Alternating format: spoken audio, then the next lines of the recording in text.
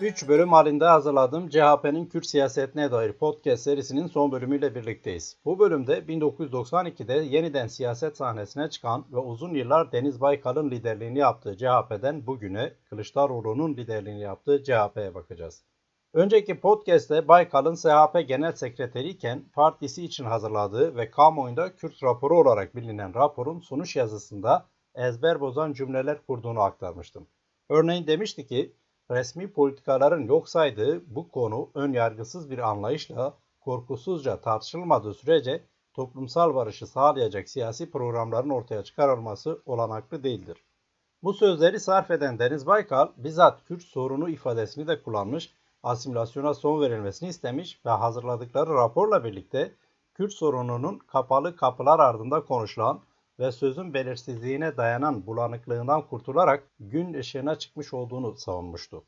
Elbette Baykal'ın da içinde bulunduğu CHP çok da homojen bir yapı değildi. Sosyal demokratlar, liberaller, kemalistler, kemalist ulusalcılar, solcular ve Kürtler bir çatı altında buluşmuşlardı. Bu karma ekip içinde Kürt meselesini konuşmak veya bunun üzerinden siyaset yapmak gerçekten de zordu. Hele 90'lı yılların hemen başında bu daha da zordu. Buradan bakıldığında Baykal'ın yazdıklarının epey cesur olduğu kabul edilebilir. Ancak CHP içinde Baykal'ın bir başka yüzü daha vardı. Erdal İnönü ile her kurultayda liderlik yarışına giren, her defasında da kaybeden, buna rağmen parti meclisine soktuğu kadrolarıyla parti politikası üzerinden etkili olmaya çalışan bir Baykal vardı. Dolayısıyla CHP bir bakıma hiziplerin gerilimleriyle, iç çatışmalarıyla yol almaya çalışan bir partiydi. Bu gerilim ve çatışmaların en fazla baş gösterdiği alan da tahmin edilebileceği üzere Kürt meselesiydi. Bir yandan Kürt meselesinin ortaya çıkmasına neden olan CHP'ydi. CHP ise CHP kadrolarını da içeren ve CHP'nin mirasını devralarak ilerlemeye çalışan bir partiydi. Öbür yandan Kürt meselesine dair cesur çıkışların görüldüğü bir partiydi. Baykal'ın bu iki özelliği de taşıdığı söylenebilir. Nitekim biraz önce de aktardığım Kürt raporundaki ifadeleri dile getiren Baykal, öbür taraftan Avrupa'daki bir konferansta Kürt meselesini konuşan Kürt milletvekillerinin ihraç edilmesinde etkili olan kişiydi. Bu gelişmeden kısa süre sonra CHP'nin HEP'le kurduğu ittifaka da Baykal'ın en başından beri karşı olduğu söylene gelmiştir. Nihayetinde söylenebilir ki Baykal da CHP gibi tutarlı olmadı. En azından Kürt meselesi hakkında söylenenlerin hayata geçirilmemesi açısından bu belirtilebilir. Baykal'ın CHP ile gerilimi çok uzun sürmedi. 12 Eylül darbesinin siyasi partilerin aynı adla yeniden kurulmasını engelleyen düzenlemesinin kaldırılmasının ardından 1992'de Deniz Baykal CHP'den ayrılarak CHP'yi yeniden kurdu ve yoluna buradan devam etti.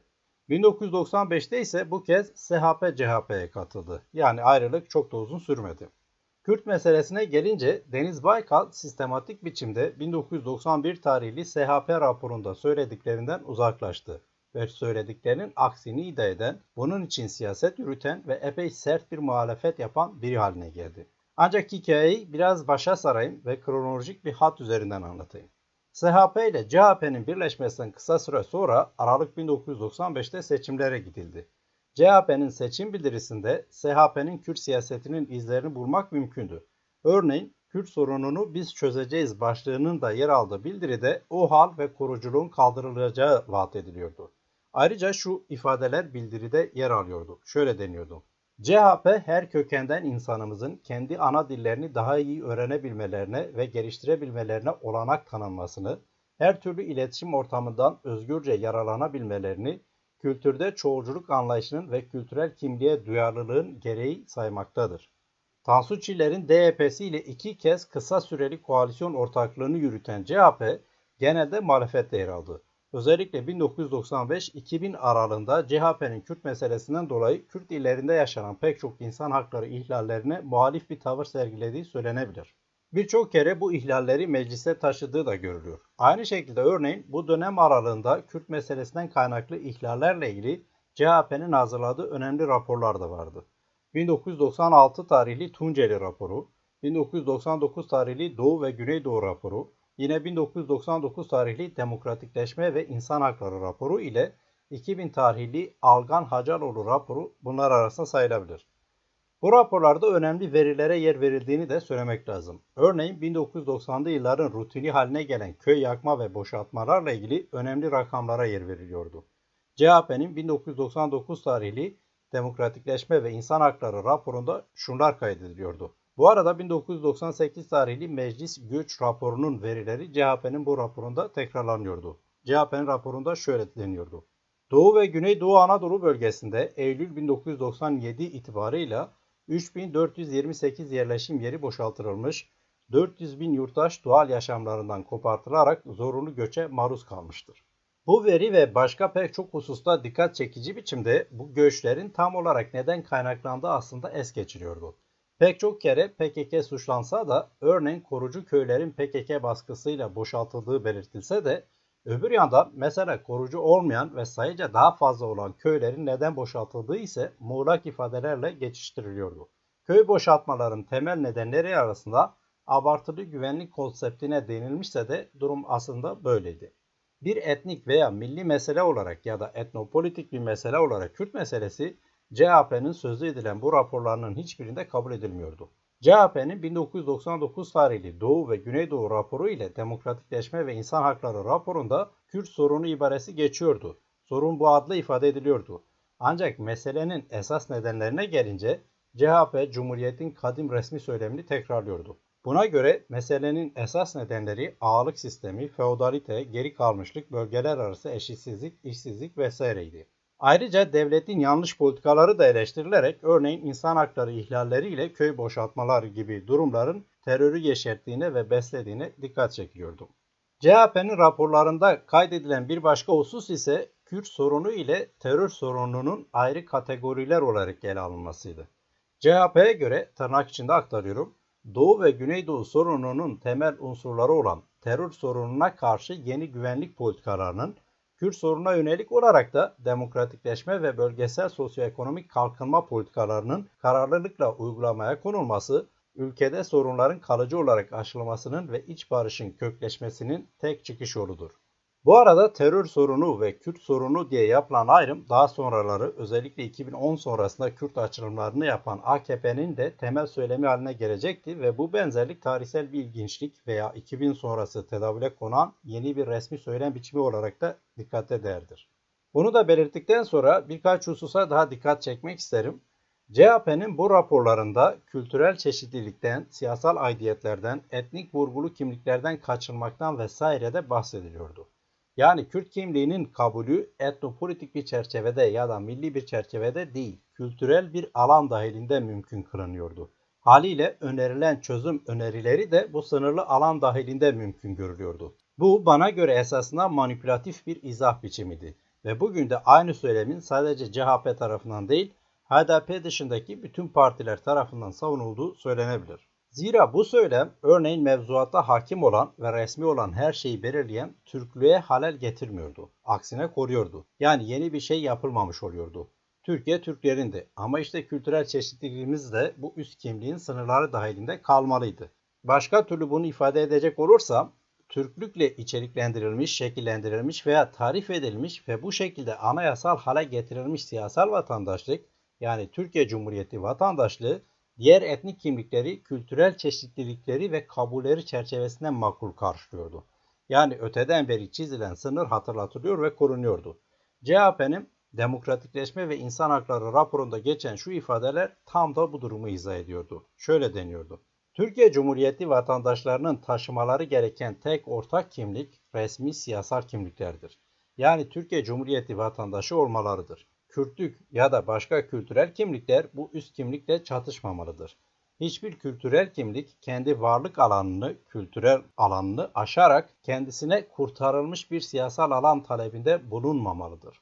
Kürt meselesinin etnopolitik bir mesele olarak ele alınmadığı, demokratikleşme başlığıyla ele alındığı bu raporlarda önerilen çözüm önerileri de anlaşılacağı üzere buna göre oldu. Ocak 1999 tarihli Doğu ve Güneydoğu raporuna bakıldığında ağırlıklı olarak çözümlerin ekonomik ve sosyal nitelikte olduğu görülebilir. Zaten sorun da feodalite, geri kalmışlık ve az gelişmişlik çerçevesinde ağırlıklı olarak tarif edilmişti. Bununla birlikte SHP'nin 1990'ların başındaki raporuyla kıyasla CHP'nin 10 yıl sonraki raporlarında örneğin Kürtçe eğitim, Kürtçe televizyon radyo yayıncılığı, Kürt Enstitüsü'nün kurulması gibi kültürel politik vaatler de yer almıyordu. Kürt meselesine dair politik çözümler içinde en kayda değer olanları şöyleydi. Maddeler halinde aktaracak olursam. 1.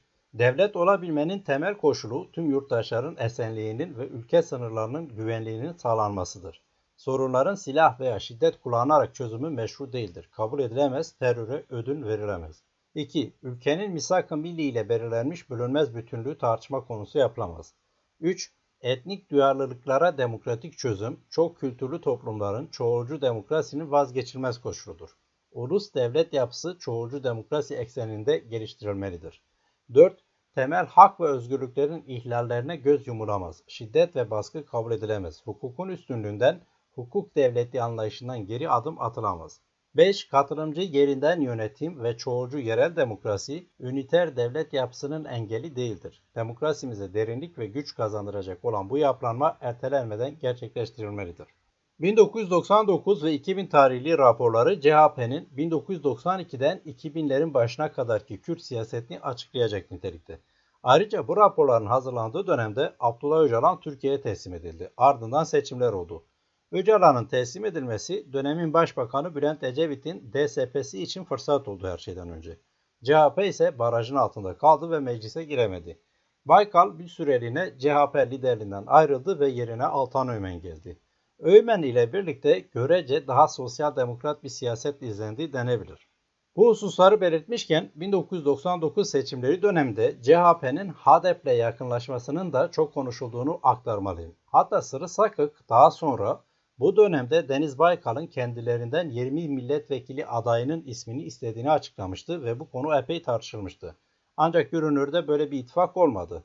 Baykal'ın yerine sadece bir yıl başkanlık yapan Altan Öğmen'in bu yönde bazı girişimleri olduğu ve hatta bu yüzden Genelkurmay Başkanlığı tarafından CHP ve Öğmen'in andışlandığı da konuşulmuştu. Böylece Deniz Baykal'ın yeniden genel başkanlığa dönüşünün yolu açılmıştı. İddialar hala baki. 2002 seçimlerine gelindiğinde ise AKP sahneye çıktı. Yapılan seçimlerde iktidar oldu ve günümüze kadar da hala iktidarda. CHP ise mecliste ikinci parti oldu. Zaten sadece CHP ile AKP barajı aşıp meclise girebilmişti 2002'de. Kürt meselesinde önemli duraklardan biri 2005 yılıdır. Ağustos 2005'te dönemin Başbakanı Tayyip Erdoğan Diyarbakır'a gitmiş ve burada kerhen de olsa Kürt meselesinin varlığını kabul etmişti. Detaylarına girmeyeceğim. Bu tarihten sonra sık sık AKP'nin Kürt meselesiyle ilgili çıkışları oldu. 2009-2015 aralığında İmralı'daki Abdullah Öcalan ve başka bazı PKK yetkilileriyle görüşmeler yapıldı. Farklı adlarla bazı çözüm süreçleri başlatıldı veya açılımlar yapıldı.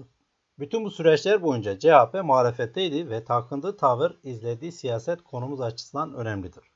Erdoğan, Ağustos 2005'teki meşhur Diyarbakır açıklamasından sonra Kasım 2005'te bir tür çözüm önerisi olarak şöyle konuşmuştu. Türkiye Cumhuriyeti vatandaşlığı bizim ortak paydamızdır. Dikkat edilirse bana göre aslında Erdoğan'ın bu açıklaması CHP'nin 1999'daki raporlarıyla gayet uyumluydu. Ancak Deniz Baykal ve CHP'si böyle düşünmüyordu. Bu yüzden Baykal Erdoğan'a şöyle cevap vermişti. Türkiye Cumhuriyeti vatandaşlığı bir üst kimlik değildir. Türkiye Cumhuriyeti vatandaşlığı hukuki kimliktir. Türk milleti yerine ikame edilemez. Bu açıklamayla Baykal vatandaşlık tanımının etnik Türk kimliğiyle örtüştüğünü kabul ediyordu ve böyle kalması gerektiğini savunuyordu. Hatırlarsanız daha önce eleştirmişti. Erdoğan'ın çıkışlarına, örneğin Ağustos 2005'teki Kürt sorunu hepimizin sorunu şeklindeki açıklamasına da aynı şekilde Baykal karşı çıkıyordu. Gazeteciler Baykal'a daha önce kendisinin de Erdoğan'ın açıklamalarına benzer açıklamalar yaptığını hatırlatınca ve neden şimdi karşı çıktığını sorunca da durumu kendince izah ediyordu. Baykal'a göre kendisi açıklama yaptığında, yani Erdoğan'dan 8 yıl önce açıklama yaptığında ülkede insanlar ana dillerinde konuşamıyorlardı. Yayınla ilgili kısıtlamalar vardı. Bu yüzden sorun vardı. Ama bugün artık bu tür sorunlar yoktu. Baykal devamında şöyle diyordu. Başbakan Erdoğan etnik sorunu terör sorununun çözümü açısından bir çare olduğunu söyleyerek büyük bir yanlış yapıyor. Terör örgütünün bu konudaki taleplerini önemseyerek, onları muhatap alarak, onlarla bu konuyu müzakere ederek terör sorununu kontrol edebileceğini zannediyor. Halbuki onlarla bu temasa yöneldiği anda ne terör sorununu çözebiliyor ne de etnik sorunla ilgili doğru bir çizgide durmayı başarabiliyor. Başbakan demokrasiyi şimdi bireylerin hak ve özgürlükleri açısından değil, bir etnik kesimin hak ve özgürlükleri açısından kullanmaya başladı. Bu yanlış.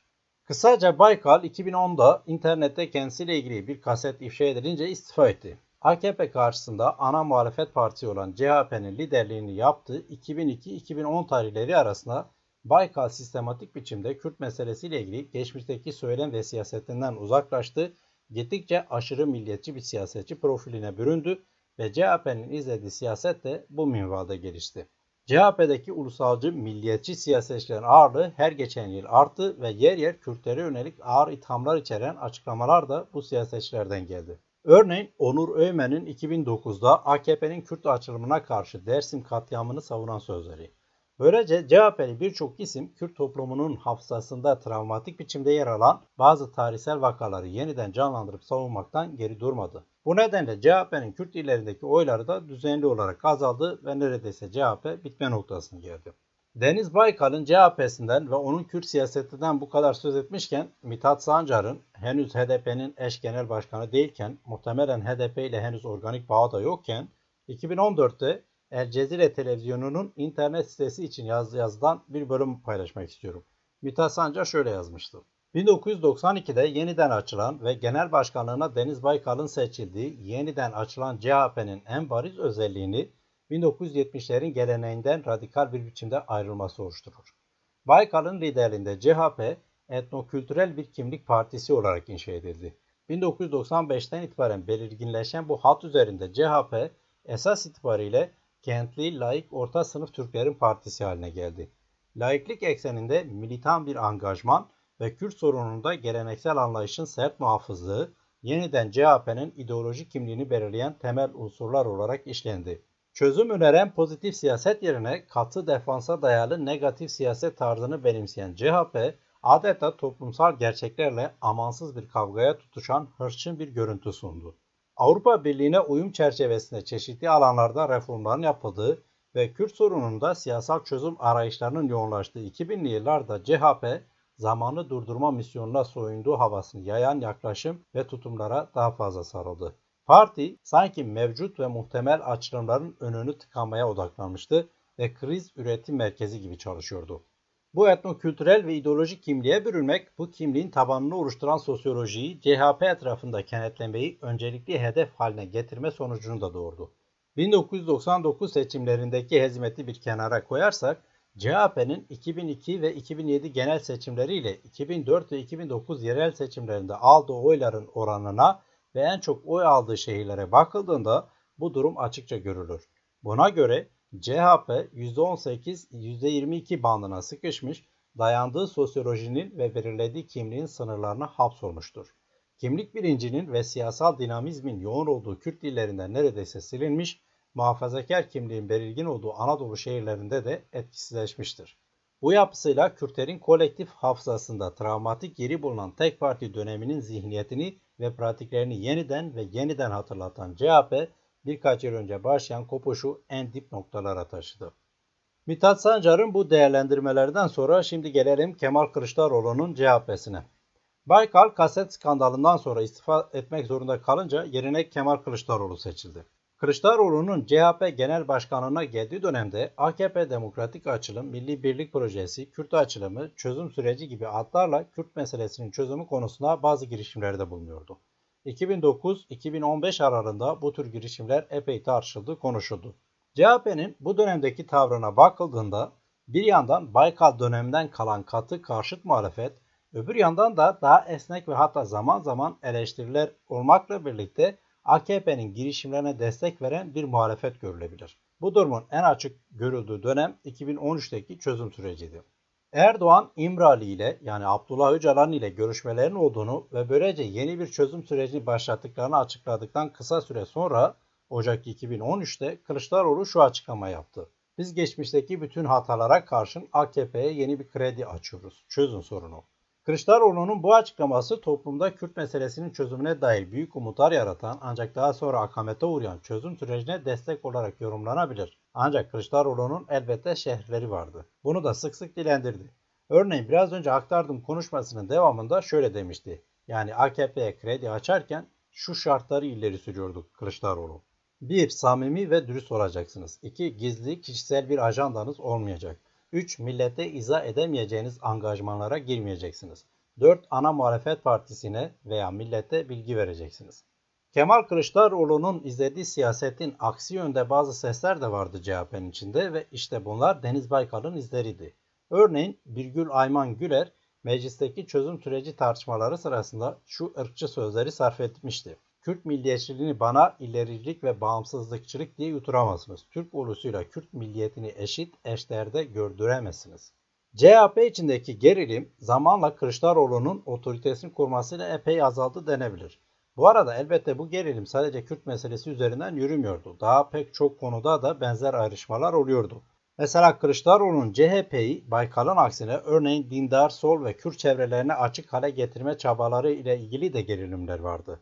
Daha kapsayıcı bir siyaset ve muhalefet yürütmek isteyen Kılıçdaroğlu'nun zamanla Baykal'dan arta kalan aşırı laiklik ve Türklük taraftarlarını bir şekilde pasifize ettiği söylenebilir. En azından bugün öyle görünüyor. Bu Kılıçdaroğlu'nun elini epey rahatlatan bir durumdu ve Kürt meselesiyle ilgili çıkışları da bu yönde gelişti. Biraz önce Kılıçdaroğlu'nun çözüm sürecini bir yandan destekleyen ama öbür taraftan şerh koyan bir bakıma ilk açıklamasını aktarmıştım. Aslında CHP'nin bu dönemde ve hatta bugüne kadar izlediği Kürt meselesine dair siyaset bu çerçevenin çok da dışına çıkmış sayılmaz. Bununla birlikte şunu da hatırlatayım. Erdoğan'ın ve AKP'nin çözüm sürecini tek eline alması, daha ziyade örneğin seçimlerde oya tahvil edecek şekilde siyasi sonuçlar beklemesi gibi nedenlerden ötürü Kılıçdaroğlu'nun itirazları daha da belirginleşti. Sürecin yanlış metotlarla yürütüldüğünü, toplumdan gizlendiğini, AKP'nin buradan çıkar devşirmek istediğini, meclisin işlevsiz kaldığını, CHP'nin bazı somut yasal tekliflerinin reddedildiğini vesaire söyleyerek bir bakıma AKP'nin yürüttüğü çözüm sürecine karşı durmaya başladı. Nitekim aynı dönemde CHP'nin Türkiye'nin Kürt sorununa bakış açısı çözüm süreci başlıklı bir rapor da hazırlandı. Bu raporda belirttiğim eleştiriler kapsamlı biçimde yer aldı. Esasen CHP'nin çözüm sürecine değil, AKP'nin izlediği yol ve yönteme itirazları olduğu vurgulandı. Bu durumu en açık biçimde ifade eden cümle şöyleydi. AKP barış için siyaset yapmamakta, siyasi amaçlar için barış umudunu rehin almaktadır. Bu dikkate değer tespitin yer aldığı raporda CHP'nin Kürt meselesinin çözümü konusunda ne düşündüğü ise şöyle izah edildi. CHP, Kürt sorununu temelde bir demokrasi sorunu olarak ele almakta, dolayısıyla sorunun güvenlikçi yöntemlerle çözülemeyeceğini düşünmektedir. Kürt sorununun çözümünde askeri yöntemler bir daha masaya gelmemek üzere gündemden kalkmalıdır.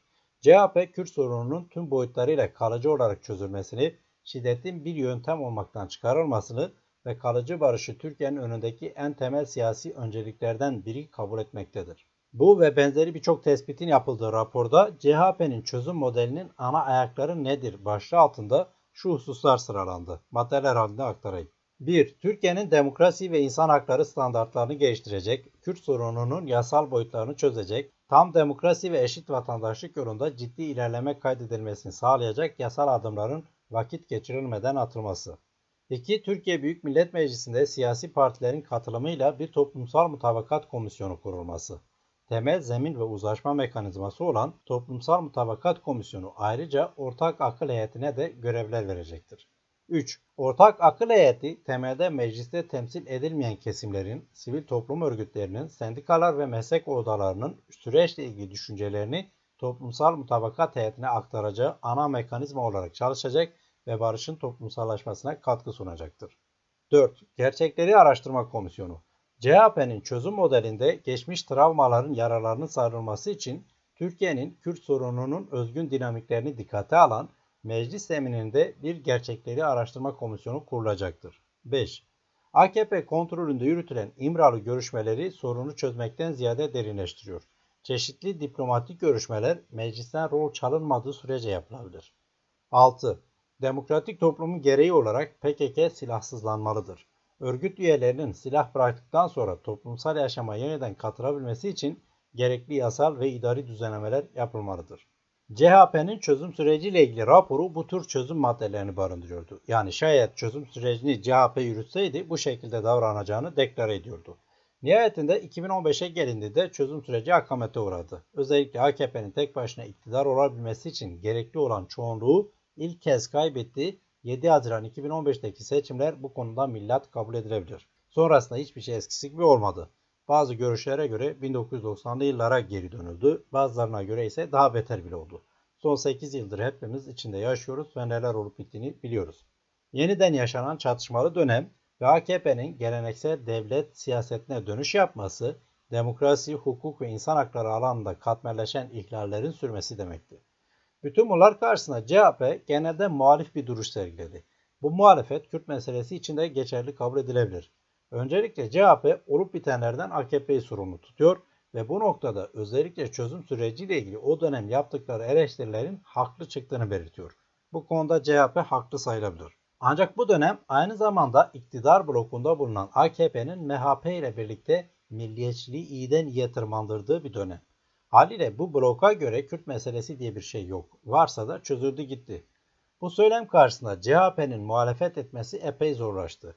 Bir yandan milliyetçiliği AKP-MHP'ye bırakmak istemeyen, hatta milliyetçilikte MHP ile yarışan İyi Parti ile ortak olan CHP varken, öbür yandan mümkün mertebe yaşanan hak ihlallerine karşı ses yükseltmeye çalışan başka bir CHP vardı. Bu CHP'ye karşı iktidar blokunun en büyük baskısı ise Kürt meselesi ve terör konusu. AKP, MHP mütemadiyen CHP'yi HDP ile ortak olmakla suçluyor. Bu seçim döneminde de bu propagandayı daha da tırmandırmış görünüyorlar. İktidar blokuna göre HDP terörün uzantısıdır, yani PKK demektir. CHP de HDP ile yan yana gelerek terörün parçası haline geliyor. Kendisini bu siyasetle köşeye sıkıştırmaya çalışan iktidara karşı CHP'nin çoğunlukla temkinli davranmayı tercih ettiği söylenebilir. Genelde CHP'lerin yanıtı İmralı ve Kandilli ile görüşen AKP'ydi şeklinde özetlenebilir. Kısaca AKP'nin geçmişte Kürt meselesiyle ilgili ortaya koyduğu mesai, CHP'nin AKP'nin kendisine yönelik suçlamalarını savuşturmasına ve böylece milliyetçi seçmen nezdinde konumunu korumasına bir ölçüde imkan sunuyor. En azından CHP böyle umut ediyor. Kaldı ki Cumhurbaşkanlığı hükümet sistemi geldiğinden beri ve tabii ki mevcut durumda ittifaklar söz konusu ve CHP'nin birinci müttefiki Milliyetçi İyi Parti. Haliyle CHP'nin de en az AKP, MHP kadar milliyetçi seçmeni gözetmesi söz konusu denebilir. CHP'nin gözettiği bu hassasiyetin veya iktidar bloku karşısında aldığı bu vaziyetin Kürt siyasetine yansımaları elbette kaçınılmaz oluyor. Örneğin iktidarın Kürt meselesinde izlediği şiddet ve 90'lı yılları aratmayan güvenlik politikası büyük ölçüde CHP'den destek aldı ve alıyordu. CHP bir yandan Libya'ya askerlerin gönderilmesini eleştirirken öbür yandan Suriye'de Kürtlere yönelik operasyonlara tam destek verebiliyor. Ya da en önemli hadise HDP'li milletvekilleri dokunulmazlıklarının kaldırılmasıydı. CHP, HDP eş genel başkanları Selahattin Demirtaş ve Figen Yüksekdağ dahil çok sayıda milletvekilinin dokunulmazlıklarının kaldırılmasına evet oyu verdi ve haliyle bu vekillerin hala hapiste olmalarının bir sorumlusu haline geldi. Ayrıca AKP'nin Güney Kürdistan'a yönelik askeri operasyonlarını yetersiz bulmuş olmalı ki Kılıçdaroğlu iktidara gelmeleri halinde Kandil'i yerle bir edeceklerini de söylemişti. Bütün bunlarla birlikte CHP'nin Kürt seçmen nezdinde arayışı olduğu da söylenmeli. Bundan dolayı da örneğin zaman zaman Kılıçdaroğlu özellikle Demirtaş'ın neden hapiste olduğunu sorabiliyor ya da HDP'li belediyelere kayyum atanmasını eleştirebiliyor. Dolayısıyla CHP'nin Kürt seçmen nezdinde bir arayışı olduğu kesin. 2019'daki belediye seçimleri bunu çok açık biçimde ortaya koydu. CHP ile İyi Parti kritik konumdaki büyük şehirlerin çoğunda ortak adaylarla seçime girdi. HDP ise Batı illerinde aday göstermedi. HDP'nin bu tutumu CHP'li adaylara destekti. İstanbul, Mersin, Antalya, Adana gibi pek çok kentte CHP'li adaylar HDP seçmeninin desteğiyle kazandı. Bu noktada bir paradokstan söz etmek gerekiyor. CHP iktidarın suçlamalarını da gözeterek bırakın ittifak kurmayı mümkün mertebe HDP ile ortak görüntü bile vermemeye özen gösteriyor. Ama öbür yandan HDP seçmeninin desteğine de ihtiyaç duyuyor. Çünkü mevcut durumdaki siyasi hesaplar, daha doğrusu seçim hesapları bunu gerektiriyor. Cumhurbaşkanlığı hükümet sistemi yürürlükte ve %50'yi alamayan aday hükümeti kuramıyor.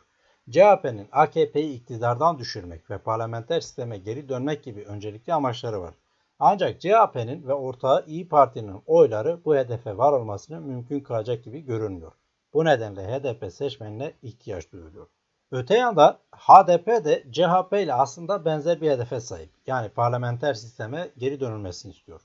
Ayrıca HDP seçmeninin Kürt meselesine izlediği sert siyaset nedeniyle AKP'ye mesafeli, daha doğrusu öfkeli olduğu görülüyor. Hatta şunu söylemek bile mümkün. AKP'nin iktidardan düşmesi neredeyse Kürt meselesinin çözümü kadar öncelikli bir hal almış durumda. Özellikle de HDP'nin ve ana akım Kürt hareketinin yönetici elitinin açıklamalarına bakıldığında bu rahatlıkla ileri sürülebilir. ve benzer ortak hedefleri olan CHP ile bir şekilde temas kurmak HDP'nin de istediği bir şey. Özetle belirttiğim paradoksal çerçevede gelişen CHP ile HDP ilişkileri nihayetinde somut bazı sonuçlara da ulaştı. Bu noktada bazı hususları maddeler halinde özetlemek istiyorum. 1. CHP lideri Kemal Kılıçdaroğlu'nun Cumhurbaşkanı adayı olduğu duyurulduktan sonra HDP aday çıkarmaktan vazgeçti. HDP konuyla ilgili yaptığı açıklamada somut olarak Kılıçdaroğlu'nu destekleyeceklerini belirtmediyse de esasında fiili olarak bunu yapacağını duyurmuş oldu. 2. CHP lideri ve Cumhurbaşkanı adayı olarak Kemal Kılıçdaroğlu 20 Mart 2023'te nihayet HDP'yi ziyaret etti. Ancak bu ziyaret HDP Genel Merkezi'nde değil mecliste yapıldı.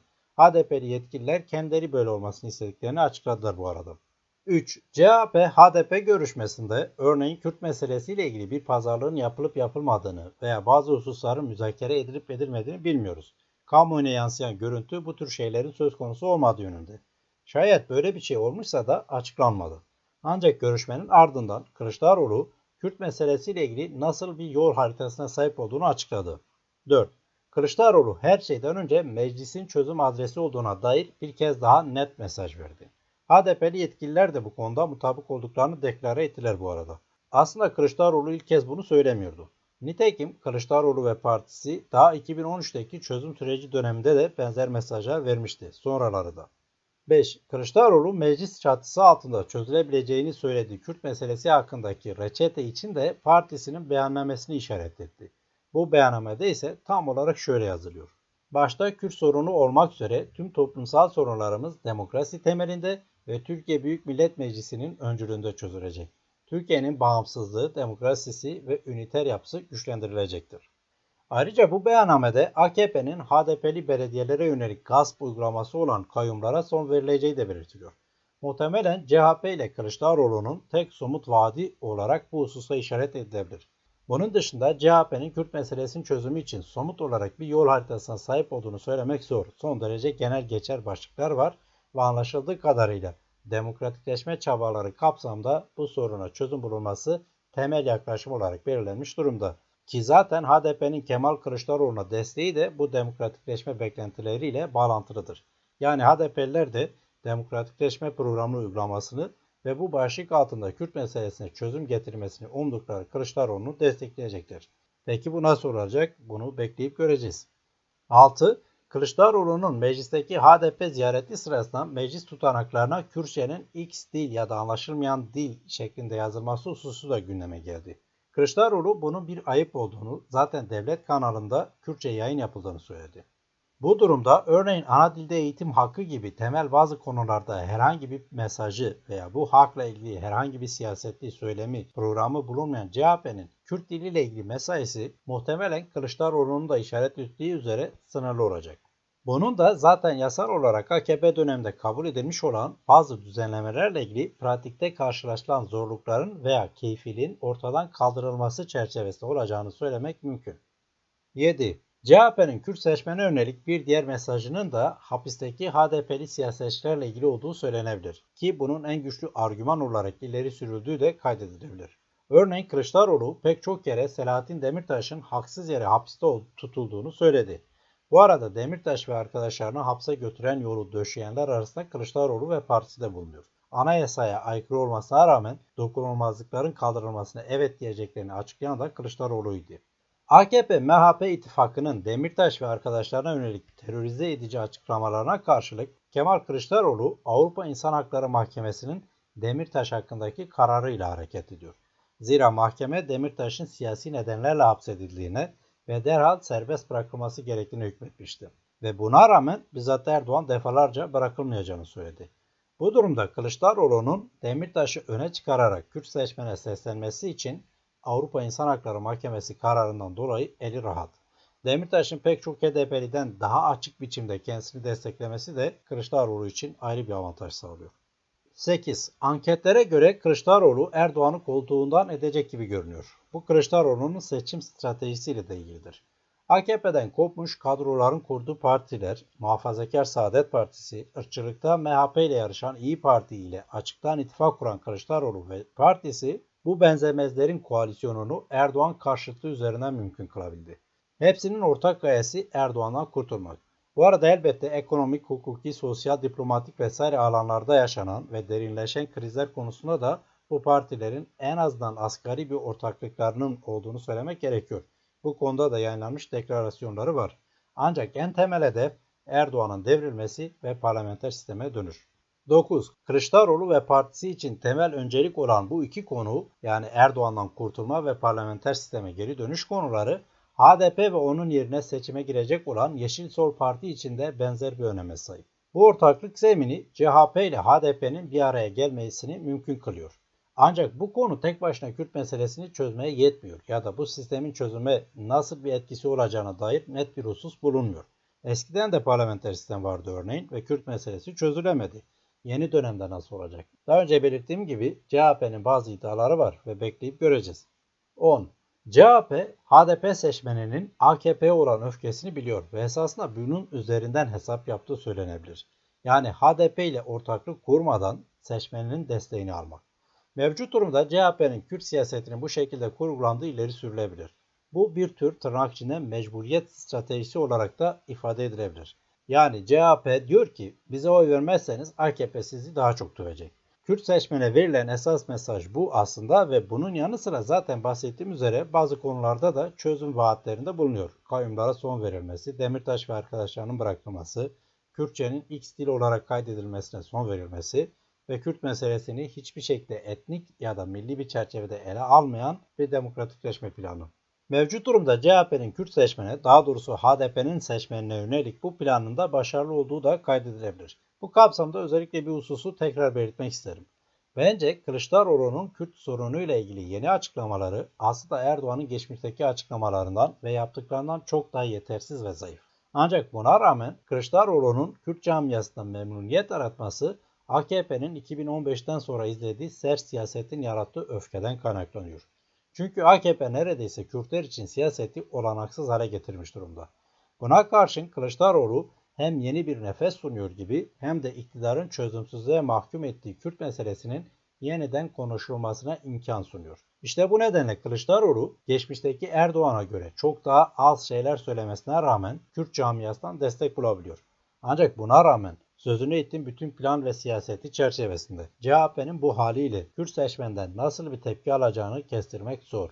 Yani HDP seçmeninin bir bütün olarak Kılıçdaroğlu'na oy verip vermeyeceğini şimdiden kestirmek zor. Ancak bir sempati topladığı da kesin Kılıçdaroğlu'nun.